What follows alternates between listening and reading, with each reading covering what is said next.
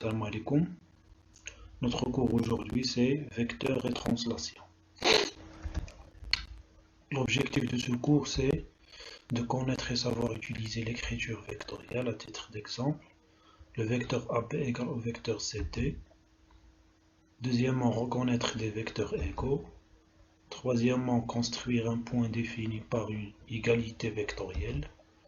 Quatrièmement, utiliser le parallélogramme pour définir l'égalité et la somme de deux vecteurs.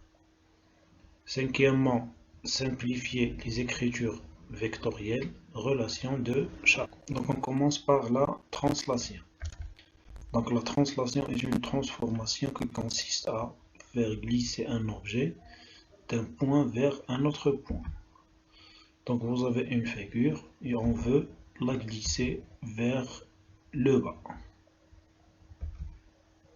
Donc la figure 1, donc le point de départ c'est le point A.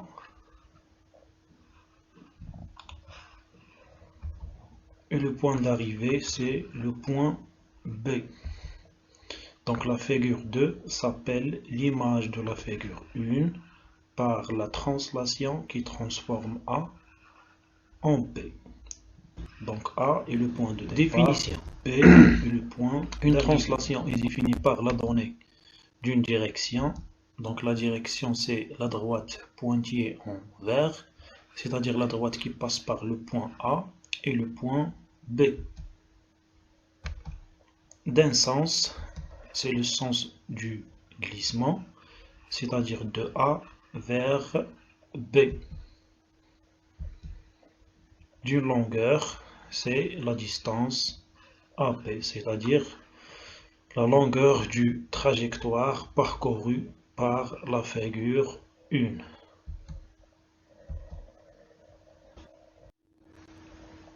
Grande vecteur. Définition. Un vecteur est un objet mathématique caractérisé par une direction, un sens, une longueur. Donc vous voyez dans la figure donc un segment orienté. Le point de départ c'est le point A, c'est l'origine. Le point d'arrivée c'est le point B. Donc on note AB avec une petite flèche en haut. Donc ça s'appelle le segment ou bien le vecteur AB. Donc voici quelques vecteurs particuliers. Donc soit à un point quelconque. Le vecteur AA est appelé le vecteur nul et noté 0 avec une petite flèche en haut. Donc le point A et A sont confondus. Donc on note le vecteur AA ou bien le vecteur nul. Le vecteur BA est l'opposé du vecteur AB. C'est comme vous avez moins 3 et l'opposé de 3. Donc on note BA égale à moins AB. Donc comme vous voyez dans la figure, donc vous avez le vecteur AB, le point de départ c'est A, le point d'arrivée c'est B.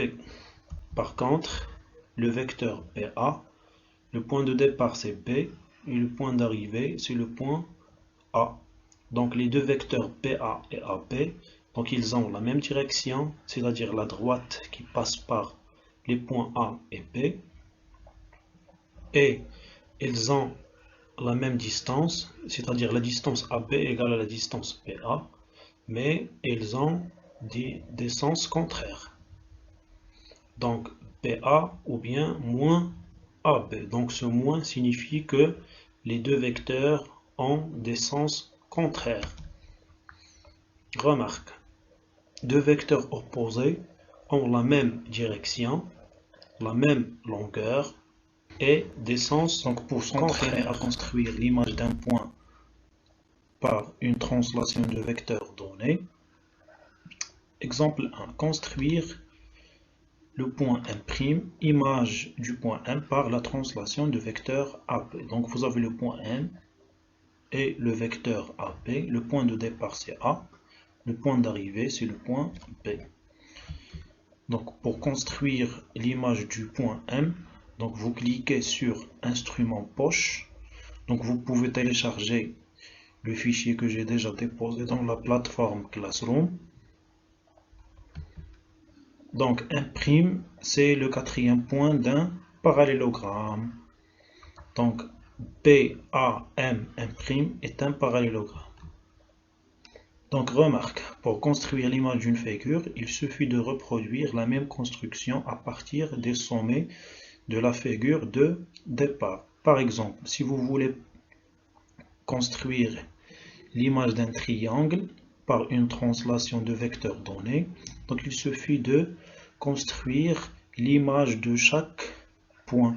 Déjà un triangle possède trois sommets, donc vous construire l'image de chaque exemple de construire l'image f' de la figure f par la translation de vecteur m. Donc ici vous avez un quadrillage, donc vous avez le vecteur m, le point de départ c'est ce point, le point d'arrivée c'est ce point.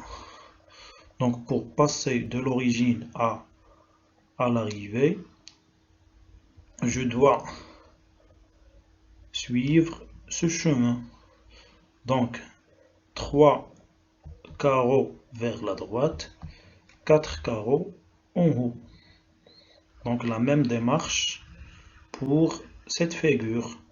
Donc ici vous avez un triangle.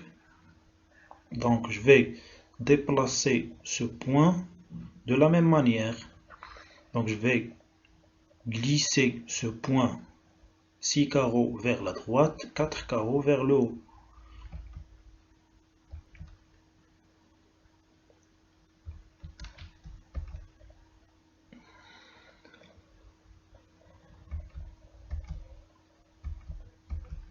Et voilà l'image de la figure f par la translation du vecteur m.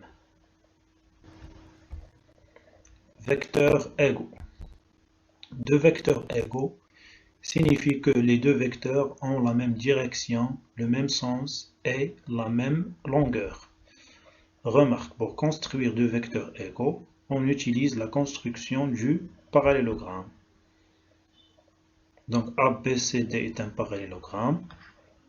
Donc je vais extraire deux vecteurs égaux. Donc le vecteur AB égale au vecteur DC, car le vecteur AB et le vecteur DC ont les mêmes caractéristiques, c'est-à-dire elles ont la même direction, c'est-à-dire la droite AB et la droite DC sont parallèles. Donc deux droites parallèles, c'est-à-dire ils ont la même direction. Maintenant, le sens de A vers B est celui de D vers C. Donc AB égale au vecteur DC. Le vecteur AD égale au vecteur BC, car ils ont les mêmes caractéristiques. Donc ils ont la même direction, deux côtés opposés dans un parallélogramme sont parallèles. Donc AD, la droite AD est parallèle à la droite BC. Donc AD et le vecteur BC ont la même direction. Donc ils ont la même distance ou bien la même longueur, car deux côtés opposés dans un parallélogramme ont la même longueur. Donc la distance AD égale à la distance BC. Donc ils ont le même sens, le sens de A vers D et celui de B vers C. C'est-à-dire les deux vecteurs AD et BC sont égaux. Donc ABCD est un parallélogramme. Signifie quoi? Signifie que le vecteur AB égale au vecteur DC et le vecteur AD égale au vecteur BC. Propriété. Donc si ABCD est un parallélogramme, alors le vecteur AB égale au vecteur DC. Réciproquement, si vous avez le vecteur AB égale au vecteur DC, alors ABCD est un parallélogramme. Donc ABCD.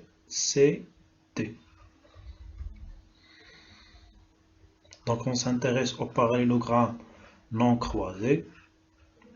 Remarque, les phrases suivantes sont équivalentes. Donc le vecteur AB égale au vecteur DC est équivalent à ABCD est un parallélogramme, est équivalent à C est l'image de D par la translation du vecteur AB, est équivalente à C est l'image de D par la translation du vecteur AB.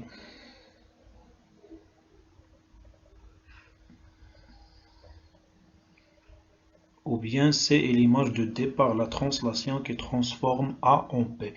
Donc je peux dire que C est l'image de D par la translation qui transforme A en P, ou bien la translation de vecteur AB